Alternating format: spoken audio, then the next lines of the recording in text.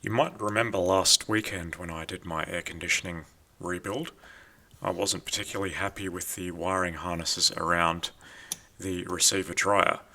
So I actually repaired those today. This spade connector actually got cut off and I resoldered the wire directly to the connector. And I'm also going to do something about these cracked insulative sleeves over these spade connectors as well.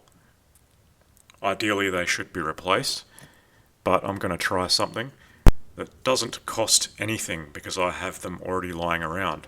I'm thinking that the heat shrink will close these cracked insulators back together and hopefully stop the spade terminals sliding out of them. So that's with one coating or layer of the heat shrink.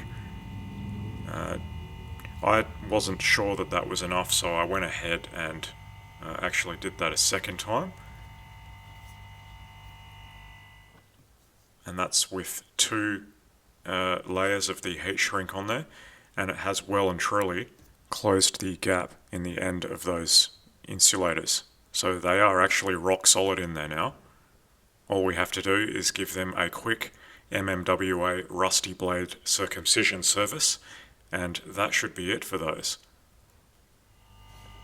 However, the silicon sleeves on the switch side no longer fit over the ends of those connectors because of the extra size. So I thought I'll just put another layer of heat shrink over the top of that. It's not really that important, but it's completely and utterly insulated now, and it looks a lot better than it did before.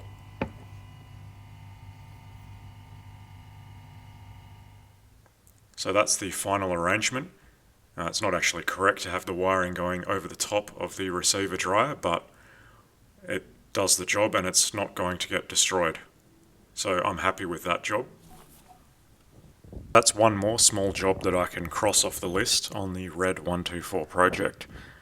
I'm not entirely sure what I'm going to do next because I'm seriously running low on parts.